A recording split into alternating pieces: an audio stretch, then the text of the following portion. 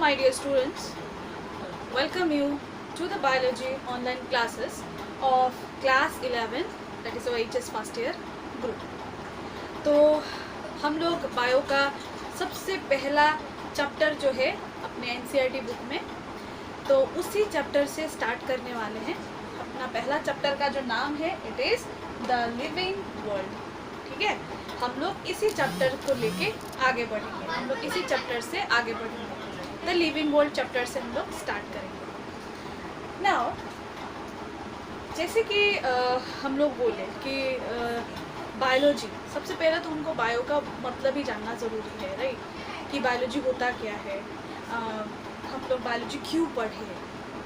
तो अगर मैं बात करूँ बायोलॉजी का, तो it's a very very beautiful subject my dear students. ये बहुत ही खूबसूरत सा एक सब्जेक्ट है, फैंटास्टिक सब्जेक्ट है अपने साइंस स्ट्रीम का, one of the fantastic subject पे बोलूँ तो। और भी हमारे पास सब्जेक्ट्स है फिजिक्स केमिस्ट्री में, this all are much fantastic, but हम अपना बायोलॉजी जो है ना वो बहुत ही फ्रेंडली है और बहुत ही फैंटास्टिक भी है। ठीक है, अब मैंने ऐसे क्यों बोला, क्योंकि ये ऐसा जोन है जहाँ पे इंफॉर्मेशन बहुत सारे इंफॉर्मेशन आपको देखने को मिलेंगे। ठीक है, बहुत सारे इंफॉर्मेशन, नया चीज़ हमको जानने को मिलेगा। तो हमको ये चीज़ इस सब्जेक्ट से हमको सीखने को मिलेगा। ठीक है, हमको पूरा जो चीज़ हम अपने मन में जानते हैं कि चलो ऐसा होता है, बट बहुत सारे क्वेश्चन रह जाते हैं कि क्या ऐसे कुछ हो रहा है, क्या हो रहा है अपने बॉडी में। सपोज़ मैं आप लोगों को एक एग्जांपल देती हूँ। हम लोग अगर सोचे कि एक प्लांट, ठीक है, जिसको हम लिविंग बोलते हैं, और हम ह्यूमन बींग्स, हम लोग भी लिविंग हैं, तो what is the difference between this plant and this animal, how they are different from each other, ये हमको जानना ज़रूरी है, राइट। तो ये सब चीज़ें, कुछ इंटरेस्टिंग चीज़ें हम जानेंगे। फिर हम देखेंगे वो प्लांट खाना कैसे खा रहा है, वो कैसे मैन्युफैक्चर कर रहा है अपना खाना, how it is manufacturing its food, जैसे कि फोटोसिंथेसिस प्रोसेस है, ये कैसे हो रहा है, क्या केमिकल रिएक्शन से जो बॉडी के अंदर हो रहे हैं। तो everything we will learn in your biology subject. हम इस सब्जेक्ट में हम यही सब सीखेंगे। तो बायो का फुल डेफिनेशन अगर हम बोले तो it is the study of life. ठीक है, बायोलॉजी का मतलब हो गया स्टडी ऑफ लाइफ, बायो का मतलब हो गया लाइफ, एंड लॉजी का मतलब हो गया स्टडी। तो study of life deals with the biology. Now in biology specially we deal with many branches. Biology के भी ना बहुत सारे ऐसे ब्रांचेस मिलेंगे आपको। तो ऐसे ब्रांचेस जैसे कि हम बोल सकते हैं, यहाँ पे बॉटनी है, जूलॉजी है, बेसिक ब्रॉड स्पेक्ट्रम में अगर हम बोले तो it is botany and zoology, तो स्पेक्ट्रम है इसका। इसमें भी काफ़ी डिफरेंशिएशन है, जैसे कि टेक्सोनॉमी पढ़ लिया आपने, फिर आपने एनाटॉमी कर लिया, बहुत कुछ है। तो बेसिकली आप लोगों के स्टैंडर्ड के लिए आप दो चीज़ें जान लो कि हमारे पास बॉटनी है और हमारे पास जूलॉजी है, दो सब्जेक्ट्स है रिगार्डिंग योर बायोलॉजी। तो बॉटनी में हम लोग सीखेंगे regarding the knowledge of plant, we will learn about the plants. Study of plant is termed as botany, and study of animals we will do it in zoology, right. तो study of plants को हम botany बोलेंगे, study of animals को हम zoology बोलेंगे। इतना आप लोगों को समझ में आ गया। नेक्स्ट जो है, अभी देखो, botany and zoology two parts हम लोगों ने पढ़ लिया ना। बॉटनी जो है ना आप लोगों के 11th में it will come for 35 marks, and zoology जो है it will come for 35 marks. ये आप लोगों को मार्किंग स्कीम के बारे में भी पता है, 35 50% आता है आउट ऑफ 70, एंड बाकी 30 मार्क्स आपके प्रैक्टिकल्स में आएंगे। ठीक है बच्चे, इतने कॉन्सेप्ट आप लोग याद रखिए। ठीक है, बायोलॉजी में आप लोग पढ़ना क्या है, क्या करना है। Regarding the first year of your biology, first year biology की अगर हम बात करें तो यहाँ पे बहुत सारे lots and lots of information दिया गया है। ये बहुत ही बेसिक चीज़ों से हम लोग स्टार्ट करेंगे, और ये चीज़ें आप लोगों को थोड़ा सा लेंदी भी लग सकता है। कुछ आप लोगों को लगेगा कि बहुत सारे डिफ़िकल्ट नाम है, कुछ डिफ़िकल्ट टर्मिनोलॉजी यूज़ करना होगा, बहुत कुछ होगा, लेकिन इससे आप लोगों को डरना नहीं है। बिल्कुल आप लोगों को इस चीज़ का आराम से आप लोगों को समझना है। कोई भी डाउट होगा मेरे वीडियोस को देखना है, आप लोगों को ये चीज़ क्लियर हो जाए। ठीक है, तो फर्स्ट चैप्टर जो हम स्टार्ट करेंगे it is the living world. ठीक है, पहला जो चैप्टर है ये बॉटनी सेक्शन से आएगा। ठीक है, this is coming under botany, right, it is coming under botany. तो जो पहला सेक्शन है पहला चैप्टर है ये हो गया लिविंग वर्ल्ड। तो बेसिक इंट्रोडक्शन मैंने आप लोगों को ऑलरेडी दे दिया बायोलॉजी के बारे में। अब हम लोग चैप्टर्स को स्टार्ट करते हैं। आप लोग NCERT का जो बुक है, please my dear students buy your NCERT books, because this book are very very good for all the subjects. ठीक है, for all the subjects you should follow और यू मस्ट फॉलो। मैं आपको बता रही हूँ NCERT का book. If you are going to sit for your competitive exams too, आप बोर्ड का तो छोड़ ही दो, बोर्ड से तो आना ही है, NCERT बुक में तो बोर्ड से आना ही है, लेकिन आपका जो नीट एग्जाम्स है, JEE है, ये सब जो है, और बायोलॉजी के लिए जो नीट है, एम्स वगैरह है, ये सब जो है ये सब आपका NCERT के बुक से ही आने वाला है। तो ईच एंड एवरी लाइन को आप अंडरलाइन करें, अंडरलाइन करते रहो, करते रहो, करते रहो, पढ़ते रहो, पढ़ते रहो, पढ़ते रहो, समझते रहो। एक बार समझ में नहीं आ रहा है, 2 बार पढ़ो, 2 बार नहीं आ रहा है, 3 बार पढ़ो, 4 बार पढ़ो, आ तो जाएगा, पक्का आ जाएगा। और मैं प्रॉमिस करती हूँ as I am your teacher Jolly Singh and I am promise you that I will make your biology easier, much easier. आप लोगों को ज़्यादा टाइम देने का भी ज़रूरत नहीं है। आप मेरे वीडियोस को देखिए, जो मैं कहूँगी वो करिए, बस आप लोगों को और बायोलॉजी के लिए एक्स्ट्रा एफर्ट देने का कोई ज़रूरत नहीं है। ठीक है, तो लेट्स स्टार्ट। तो पहला चैप्टर द लिविंग वर्ल्ड। ठीक है, यहाँ पे हम सबसे पहले जानते हैं about the meaning of the living world, है ना। इस दुनिया में, इस वर्ल्ड में हम लोग जैसे कि प्लेनेट में रहते हैं, अपना मदर अर्थ हम बोलते हैं ना, अर्थ इज़ अवर प्लानट, जिसमें हम लोग सर्वाइव करते हैं। ओनली प्लेनेट जहाँ पे लाइफ है, तो वहाँ पे इसीलिए हम वही चीज़ें पढ़ेंगे। द लिविंग वर्ल्ड मतलब इस अर्थ में कितने सारे लाइफ फॉर्म्स है। हमको पता है लाइफ फॉर्म्स क्या, non living things are also there, जैसे कि रॉक्स है, सैंड्स है ना, माउंटेन्स है, ये सब नॉन लिविंग ऑब्जेक्ट्स भी है, एयर वाटर, ये सब नॉन लिविंग ऑब्जेक्ट्स है, बट लिविंग ऑर्गेनिजम्स भी भर के है। ठीक है, मतलब हम लोग के पास एनर्मस वेराइटी है of the life forms. Plant ले लो, एनिमल्स ले लो, प्लांट में कितने टाइप्स के हैं, एनिमल्स में कितने टाइप्स के हैं। फिर आप देखो माइक्रो ऑर्गेनिज्म जो हम देख ही नहीं पाते, वो भी इस दुनिया में सबसे ज़्यादा है। माइक्रो ऑर्गेनिज्म सबसे ज़्यादा होते हैं, ठीक है, क्योंकि उनका रिप्रोडक्टिव रेट जो है वो बहुत ज़्यादा होता है। ठीक है, तो इस दुनिया में कितने सारे लिविंग ऑर्गेनिजम्स हैं, तो वही चीज़ों का नॉलेज हमको इस चैप्टर में मिलेगा। हम एक लिविंग ऑर्गेनिज्म को कैसे, सबसे पहले हम लोग कैसे उसको आइडेंटिफाई करें, एक ऑर्गेनिज्म को लेके, एक थिंग को पकड़े, सोचे अपने दिमाग में कि चलो सपोज हम एक चेयर को ले और अपने आप को ले। ठीक है, तो ये चेयर नॉन लिविंग है और मैं लिविंग हूँ, राइट। तो वो नॉन लिविंग कैसे है और मैं लिविंग कैसे हूँ, तो हम लोगों को एक दूसरे को कंपेयर करना होगा। तो ओबियसली नॉन लिविंग वाला तो कंपेयर कर नहीं पाएगा, वो मुझे ही कंपेयर करना होगा। अच्छा, इसमें क्या क्या चीज़ है जो मेरे में नहीं है, और मेरे में ऐसा क्या क्या चीज़ है जो इसमें नहीं है। ये आप लोग भी करते होंगे, राइट। तो ये चीज़ें बहुत ही सिंपल चीज़ें हैं, लेकिन सोचने वाला है कि there's a basic difference, there's a major differences between the living and the non-living objects, है ना, non-living things। तो हम एक ऑर्गेनिज्म को लिविंग क्यों बोलते हैं, हमको पहला ये जानना है। ठीक है, तो we know about the living things and the non-living things। तो ये चैप्टर हमको उसी के बारे में बता रहा है कि हमको लिविंग ऑर्गेनिज्म के बारे में जानना है। हम लोग लिविंग ऑर्गेनिज्म का बेसिक फीचर्स को देखते हैं। ठीक है, तो आपके NCERT में पहला पॉइंट जो दिया हुआ है, इट इज़ ग्रोथ।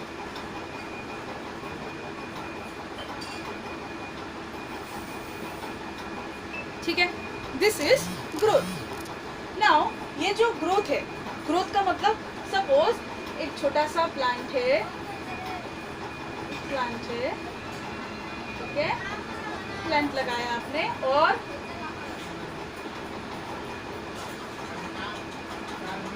ठीक है, तो ये क्या हुआ, छोटा से ये साइज जो है ये बड़ा हो गया, इसको हम ग्रोथ बोलते हैं। मतलब यहाँ पे एक छोटा सा प्लांट जो था वो बड़ा हो गया एक ट्री में, अब वो अल्टीमेटली वो एक बड़ा सा ट्री बन जाएगा। तो छोटा सा आपने प्लांट लगाया, यहाँ से वो और छोटा और बड़ा बना, उसके बाद वो बड़ा सा फुल ग्रोन ट्री बन गया। तो ये जो लाइफ स्पैन उसने क्रॉस किया, एक और इसका स्टार्टिंग था एक स्मॉल सेल से, एक छोटा सा सेल से। सेल आप लोगों को पता ही होगा, it is the basic structural and functional unit of life. जितने भी लिविंग ऑर्गेनिज्म होते हैं वो सेल्स के बने हुए होते हैं, है ना, सबसे छोटा यूनिट। जैसे कि हम लोग घर बनाने में ब्रिक लगाते हैं ना, घर बनाने में हम लोग ब्रिक लगाते हैं, ब्रिक के ऊपर एक के ऊपर एक लगाते रहते हैं, तभी तो हमारा घर बनता है। तो वैसे ही एक लिविंग ऑर्गेनिज्म का बॉडी समझ लो एक घर है, और वो घर कैसे बना हुआ है, हमारा ब्रिक कौन सा है, वो है सेल, छोटा सा सेल, ठीक है। तो वही सेल धीरे धीरे डिवाइड करता है, डिवाइड करता है, डिवाइड करता है, बढ़ता है, बढ़ता है, और ये कौन सा डिवीजन करता है, माइटोसिस डिवीजन करता है, ठीक है, माइटोटिक सेल डिवीजन करता है। तो जब वो माइटोटिक सेल डिवीजन करता है, एट दैट टाइम वो साइज में बड़ा होता है। अब वो धीरे धीरे बड़ा हो रहा है, बड़ा हो रहा है, बड़ा हो रहा है, तो ये जाइगोट से ये साइज में आ गया, ये साइज में इस साइज में आ गया, और इससे इस साइज में आ गया, ट्री बन गया। तो यहाँ पे क्या हुआ, ये ग्रोथ हुआ, ठीक है। ये प्लांट के केस में हो गया। अगर हम एक एनिमल के बारे में बात करें, अगर ह्यूमन बींग्स के बारे में बात करें, तो ह्यूमन बींग्स भी जाइगोट से स्टार्ट होता है, right, it is also starting with the zygote. फिर उसके बाद वो बेबी बनता है, और उसके बाद वो एडल्ट बनता है। तो बेबी का साइज छोटू सा, और एडल्ट तो बड़े हैं, है ना। आप लोग जैसे अभी हो एडोलेसेंस फेज में हो, तो आप लोग बड़े हो, है ना, और कुछ दिन बाद और बड़े हो जाओगे, है ना। फिर धीरे धीरे धीरे मूछे दाढ़ी पूरा सब कुछ आ जाएगी, पूरा एकदम बड़े हो जाओगे ऐसे। तो ये जो था आप लोगों का भी, तो स्टार्टिंग पहले जाइगोट था, फिर जाइगोट से आप लोग बेबी बने, बेबी से आप लोग एडल्ट बने। तो ये जो आप लोगों का लाइफ स्टार्ट हुआ, लाइफ प्रोसेस जो आप लोगों का स्टार्ट हुआ, it is starting from the single cell, and now we are having millions and millions of cells. तो यहाँ पे क्या हुआ, ये ग्रोथ हुआ, है ना। तो लिविंग ऑर्गेनिज्म में क्या होता है, ग्रोथ होता है, ये हमको पता है। लिविंग ऑर्गेनिज्म इज हम डिफरेंशिएट करेंगे, जैसे कि अपना ग्रोथ होता है। जैसे कि चेयर कभी बड़ा नहीं होता है ना, वो अपने आप बड़ा हो रहा है कि नहीं हो रहा है, उसमें कोई माइटोटिक सेल डिवीजन नहीं हो रहा है, वो बड़ा नहीं हो रहा है, लेकिन हम बड़े हो रहे हैं क्योंकि हम में सेल है और हम सेल से बड़े हो रहे हैं, हम लोग बड़े हो रहे हैं। लेकिन यहाँ पे और एक चीज़ है, ग्रोथ जो है ना, चलो मैं ये मिटा रही हूँ। ग्रोथ जो है ना, this is not the defining property, ये डिफाइनिंग प्रॉपर्टी नहीं है। डिफाइनिंग प्रॉपर्टी मतलब आप सिर्फ यही कैरेक्टर से नहीं बोल सकते कि हाँ अगर किसी चीज़ का ग्रोथ हो रहा है तो वो लिविंग है, नहीं, आप नहीं बोल सकते। क्यों नहीं बोल सकते, मैं अभी बताती हूँ आपको। सपोज आप लोग रेगिस्तान में जाएंगे और रेगिस्तान में देखोगे रेत, है ना, रेत का टीला, ऐसे टीला रहता है, ये रेगिस्तान है, मतलब desert area is there, and there it is, you will see that sand mountain peaks are there, ठीक है। अब हवा चली, चलो हवा चला दो, ठीक है, हवा चली, और फिर हवा चलने के बाद क्या होता है, बहुत सारे सैंड उड़ के आ गए और फिर इसके ऊपर डिपॉजिट हो गए। अभी माउंटेन का साइज क्या हो गया, बड़ा हो गया, है ना, बड़ा हुआ कि नहीं। तो अभी भी तो ये छोटा साइज से ये बड़ा हो गया, तो क्या ये ग्रोथ हो गया, ऑब्वियसली ये ग्रो हो गया। ये यहाँ पे हम देख रहे हैं कि सैंड ग्रो कर गया, तो इसका मतलब क्या, ये माउंटेन बड़ा हो गया, तो क्या ये लिविंग बन गया, जी नहीं, ये लिविंग नहीं बना, क्योंकि ये नॉन लिविंग है ना। तो आप लोगों को ये याद रखना होगा कि ग्रोथ जो है ना, वो it is not a defining property, it is one of the property of a living organism. लेकिन वो ग्रोथ जो होना है ना, वो इंटरनली होना है। मैंने आप लोगों को इसीलिए बताया सेलुलर, ठीक है, there should be internal growth, तो growth should be internal, right, growth should be internal. तो ग्रोथ आप लोगों ने जब देखोगे इंटरनल है, मतलब cell should be involve, cell वहाँ पे होना चाहिए। जब सेल रहेगा, जब सेल ग्रो करेगा, तभी जाके ग्रोथ जो है वो आपका होगा लिविंग ऑर्गेनिज्म में। तो इसीलिए हम लोग बोलते हैं growth is not the defining property of a living organisms. Growth defining property नहीं होता है लिविंग ऑर्गेनिज्म का, ठीक है। तो कौन सा ग्रोथ क्वेश्चन आएगा, यहाँ से दो क्वेश्चन बनता है। फर्स्ट क्वेश्चन अगर आपको पूछे does growth is the property of a living organism, you will answer no, growth is not the defining property of a living organism. If the question asks, is internal growth is the living property of a living organism, that time you are to answer yes, only internal growth is the, internal मतलब body के अंदर का cell से जो grow हो रहा है, तो only internal growth is the property of the living organism, ठीक है। लिविंग ऑर्गेनिज्म का ये फर्स्ट प्रॉपर्टी हमने देखा ग्रोथ। सेकेंड भी हम लोगों ने देख लिया है, cell, cellular organisation,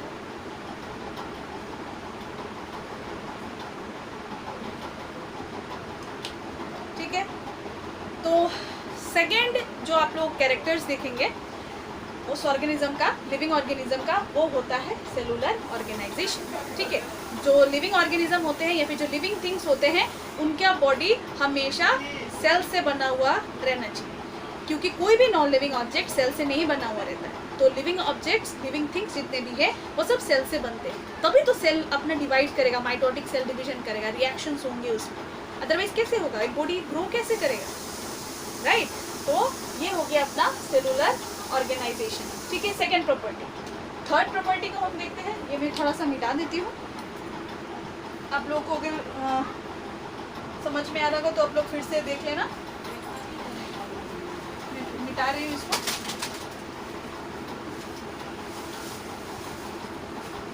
third property will be yours reproduction. ठीक है, तीसरा प्रॉपर्टी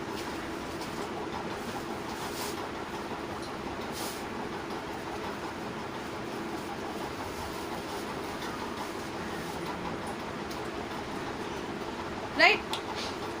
तो थर्ड प्रॉपर्टी हम क्या देखते हैं, रिप्रोडक्शन, जो आपके बुक में दिया। रिप्रोडक्शन का मतलब हो गया producing species of its own type. ठीक है, ये नहीं बोलना सिर्फ प्रोड्यूसिंग और प्रोड्यूसिंग द यंग वंस, ये नहीं है, producing young ones of its own type. एक टाइगर अगर बेबी का जन्म देगा तो वो टाइगर ही देगा, लायन नहीं देगा। एक इंसान को ही जन्म देगा, मतलब अपने ही टाइप को वो फिर से रिप्रोड्यूस करेगा, तो दैट इज रिप्रोडक्शन।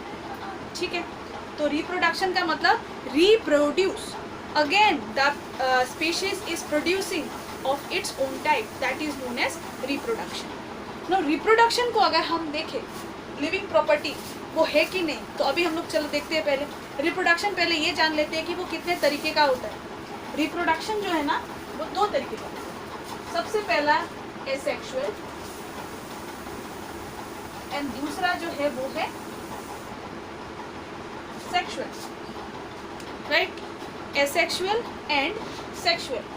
तो asexual reproduction and sexual reproduction में क्या डिफरेंस है, या फिर क्या ये दो चीज होते हैं। ठीक है, एसेक्सुअल रिप्रोडक्शन जो है, देखो यहाँ पे ओनली सिंगल पेरेंट इन्वॉल्व होगा। ठीक है, जहाँ पे सिर्फ हमको एक ही ऑर्गेनिज्म से, देखोगे एक नया ऑर्गेनिज्म आ गया, एक ऑर्गेनिज्म से एक नया ऑर्गेनिज्म का ग्रोथ होगा। फॉर एग्जाम्पल मैं आपको देती हूँ एक एग्जाम्पल, हाइड्रा, नो है ना, एक मराइन ऑर्गेनिज्म, एक वाटर का एक ऑर्गेनिज्म जो पानी में मजे से रहता है। ठीक है, हाइड्रा। हाइड्रा का स्ट्रक्चर क्या हुआ, ये हो गया हाइड्रा और ये हो गए उसके टेंटेकल्स। ठीक है, दिस इज हाइड्रा। ठीक है, ये क्या करता है ना, ये पानी में आराम से ऐसे करके घूमते रहता है, पानी में घूम रहा है, तैर रहा है। ठीक है, अब क्या होता है, देखो ये जो टेंटेकल्स है, ये किंगडम एनिमलिया का एनिमल है, ये पानी में घूमने वाला एनिमल। तो अब ये क्या करता है, ये जो टेंटेकल्स है, ये टेंटेकल्स इसके बहुत ही खतरनाक है। इसके थ्रू क्या करते हैं, ये शिकार करता है। ठीक है, ये शिकार करता है। तो कैसे शिकार करेगा, ये जब भी इसके पास कोई ऑर्गेनिज्म आएगा, सपोज ये ऑर्गेनिज्म आ गया, फिर क्या करता है, टेंटेकल्स को पकड़ लेता है और पकड़ के अपनी उसका मुंह में डालता है। देन क्या करता है, पकड़ता है, मुंह में खा लेता है, पकड़ता है, मुंह में खा लेता है। ये ऐसा ऑर्गेनिज्म। तो ये छोटा सा जो हाइड्रा है, छोटू सा होता है, ये जो हाइड्रा है, ये आप देखो ये कैसे अपना रिप्रोडक्शन करता है। ये क्या करता है ना, ये अपने बॉडी में एक छोटा सा आउटग्रोथ प्रोड्यूस करते हैं, छोटा सा एक उसके बॉडी में कोने में देखोगे ग्रो हो रहा है कुछ, जिसको हम बोलते हैं बड। ठीक है, और ये बड जो है वो धीरे धीरे बड़ा होगा, ये बड़ा होगा साइज में, और अल्टीमेटली ये देखोगे एक उसके बॉडी से डिटैच हो जाता है। मतलब जब वो बड़ा हो जाएगा तो वो इस शेप में आ जाएगा, उसके बाद ये अपना पेरेंट बॉडी से हट जाएगा। क्लियर? तो इसी को हम बोलते हैं एसेक्सुअल रिप्रोडक्शन। एसेक्सुअल रिप्रोडक्शन के बहुत सारे टाइप्स है, 5-6 टाइप्स है, लेकिन हम यहाँ पे एक एग्जाम्पल के बारे में पढ़ेंगे। डिटेल्स हम लोग और पढ़ेंगे बाकी के चैप्टर्स में। ठीक है, एसेक्सुअल रिप्रोडक्शन के और भी टाइप्स जो है वो हम लोग बाकी के चैप्टर्स में और भी देखेंगे, लेकिन अभी आप लोग ये जान लो कि एसेक्सुअल रिप्रोडक्शन कैसे होता है, जहाँ पे एक सिंगल ऑर्गेनिज्म, एक ऑर्गेनिज्म से, यहाँ पे हमको कोई दूसरा ऑर्गेनिज्म लाने का जरूरत नहीं पड़ा, सिर्फ एक ऑर्गेनिज्म से ही एक नया ऑर्गेनिज्म का ग्रोथ हो गया, एक नया ऑर्गेनिज्म प्रोड्यूस हो गया। तो इसी को हम बोलते हैं एसेक्सुअल रिप्रोडक्शन। डन। नेक्स्ट हम देखते हैं सेक्सुअल रिप्रोडक्शन हम किसको बोलते हैं। सेक्सुअल रिप्रोडक्शन हम किसको बोलेंगे, देखो जहाँ पे दो ऑर्गेनिजम्स आर रिक्वायर्ड, चाहे वो मेल हो एंड फीमेल हो। मेल को हम ऐसे रिप्रोड्यूस ऐसे सिंबलाइज करते हैं, फीमेल को ऐसे सिंबलाइज करते हैं, इतना आपको पता ही है, राइट? नहीं पता है तो फिर भी जान लो। तो ये हो गया आपका male part and this is your female part. तो यहाँ पे हम लोग क्या देखेंगे, male will produce male gamete and female will produce female gamete. Gamete क्या होते हैं, ये वो सेल्स है जो रिप्रोडक्शन करने में हेल्प करेंगे, ठीक है, और जो प्रोड्यूस होते हैं मियोसिस से। अपने सेल डिवीजन पढ़ा है ना, माइटोसिस एंड मियोसिस। तो माइटोसिस बॉडी का साइज बढ़ाने में, increase in number and length of the cells, है ना, हाइट वेट बढ़ाने में हेल्प करता है। लेकिन मियोसिस जो है वो रिप्रोडक्शन में हेल्प करता है, वो गैमेट बनाने में हेल्प करता है। ये वो सेल्स है जिसके थ्रू बाद में जो ऐसे सेल्स है जो दूसरे एक सेल के साथ मिल के एक नया लाइफ को जन्म दे सकते हैं, फ्यूज अगर आपस में वो कर ले, तो that is known as sexual reproduction. तो यहाँ पे क्या होता है, मियोसिस के थ्रू, सपोज हम बात कर रहे हैं ह्यूमन बींग्स के बारे में, हम लोग ह्यूमन बींग्स क्या होते हैं, हम लोग सेक्सुअली रिप्रोड्यूसिंग ऑर्गेनिज्म होते हैं, राइट? हम लोग सेक्सुअली रिप्रोड्यूसिंग ऑर्गेनिज्म होते हैं। तो हम लोगों में मेल जो होता है फीमेल होता है ना, तो मेल जो होता है वो प्रोड्यूस करता है स्पर्म और फीमेल प्रोड्यूस करती है एग। अब ये दोनों आपस में फ्यूज करेंगे और बना देंगे जाइगोट। ये हो गया लाइफ, नया लाइफ आ गया। तो सेक्सुअल रिप्रोडक्शन क्या है, जहाँ पे male and female gamete produce होने के बाद फ्यूज होना है। आप नहीं बोल सकते कि गैमेट प्रोड्यूस हो गया तो सेक्सुअल रिप्रोडक्शन हो गया, नहीं, this is not the characteristics. यहाँ पे सेक्सुअल रिप्रोडक्शन का कैरेक्टरिस्टिक्स यही है जहाँ पे दो गैमेट प्रोड्यूस होते हैं और प्रोड्यूस होने के बाद दोनों आपस में फ्यूज करते हैं। When this fusion will take place then only it will be termed as sexual reproduction. Clear? तो ये हम लोगों ने थोड़ा बहुत आइडिया जान लिया रिप्रोडक्शन के बारे में कि रिप्रोडक्शन दो तरीके का होता है, सेक्सुअल रिप्रोडक्शन होता है, सेक्सुअल रिप्रोडक्शन होता है। तो अभी मुझे ये जानना है कि क्या ये लिविंग ऑर्गेनिज्म का डिफाइनिंग प्रॉपर्टी है या नहीं रिप्रोडक्शन का, है ना? बहुत सारे स्टूडेंट्स के माइंड में ये आया होगा कि हाँ, हर एक रिप्रोडक्शन, हर एक ऑर्गेनिज्म तो रिप्रोड्यूस करता है, तो ये डिफाइनिंग प्रॉपर्टी होना चाहिए, बट ऐसा नहीं है, दिस इज रॉन्ग, है ना? क्यों? क्योंकि आप लोग जानते ही होंगे, आप लोगों के बुक में एक एग्जाम्पल दिया हुआ है, ये इसको पढ़ना है, ठीक है? Male donkey plus female horse, ठीक है? Male donkey plus female horse, हमने मेल डंकी ले लिया और फीमेल हॉर्स को ले लिया, ठीक है? और इन दोनों का मेटिंग कर दिया। जब इन दोनों का मेटिंग करेंगे तो क्या प्रोड्यूस होगा, ये हम लोग मेट करवाते हैं, एक ऑर्गेनिज्म प्रोड्यूस होता है म्यूल, ठीक है? एक ऑर्गेनिज्म प्रोड्यूस होता है म्यूल, जो कि ऐसा ऑर्गेनिज्म है which is sterile, which is sterile. Sterile माने this organism is not able to reproduce. मतलब अगर ये म्यूल जो है और दूसरा म्यूल के साथ आप सोच रहे हो कि क्रॉस करा दोगे और क्रॉस कराने के बाद एक नया म्यूल पैदा होगा, ऐसा नहीं है, ऐसा हो ही नहीं सकता, क्योंकि ये स्टेराइल है, इसका रिप्रोडक्टिव सिस्टम जो है वो डेवलप नहीं है, वो गैमेट बना नहीं सकता, इसीलिए ये म्यूल प्रोड्यूस हुआ। तो रिप्रोडक्शन, ये जब ये म्यूल जो प्रोड्यूस हुआ तो इसमें रिप्रोडक्शन तो नहीं हो पा रहा है, लेकिन ये है तो जिंदा, इसमें ग्रोथ हो रहा है, इंटरनल ग्रोथ्स आर देयर, इसका बॉडी तो सेल से बना हुआ है, तो क्या ये लिविंग ऑर्गेनिज्म नहीं है? ये भी एक लिविंग ऑर्गेनिज्म है जिसमें रिप्रोडक्शन नहीं हो पाता है। और एक एग्जांपल जान लो, इनफर्टाइल कपल्स, है ना? हमारे इनफर्टाइल कपल्स हमारे ह्यूमन बींग्स में ही होते हैं। बहुत सारे ऐसे इनफर्टाइल कपल्स होते हैं जिनके, और ऐसे कपल्स होते हैं जिनके बच्चे नहीं होते, तो वो भी तो सर्वाइव कर रहे हैं, वो भी तो लिविंग ऑर्गेनिज्म है, उनके बॉडी में भी ग्रोथ हो रहा है, उनका भी इंटरनल ग्रोथ हो रहा है, उनका बॉडी भी सेल से बना हुआ है, बट एज वो लोग रिप्रोडक्शन नहीं कर पाते तो क्या वो लोग नॉन लिविंग? नहीं, तो वो भी लिविंग है। फॉर दैट रीज़न हम लोग रिप्रोडक्शन को भी डिफाइनिंग प्रॉपर्टी नहीं मानते हैं।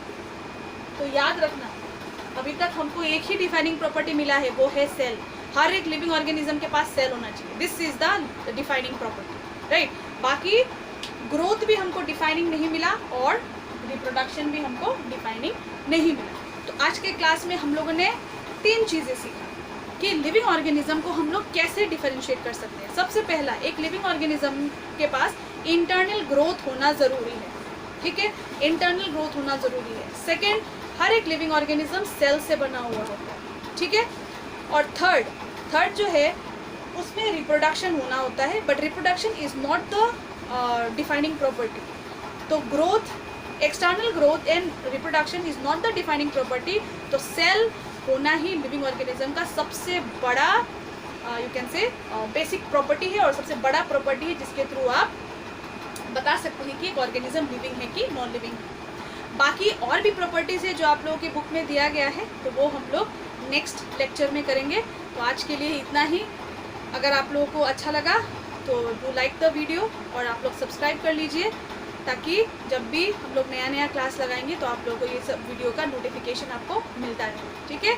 So stay safe and stay healthy, घर पे रहो, सुरक्षित रहो एंड थैंक यू।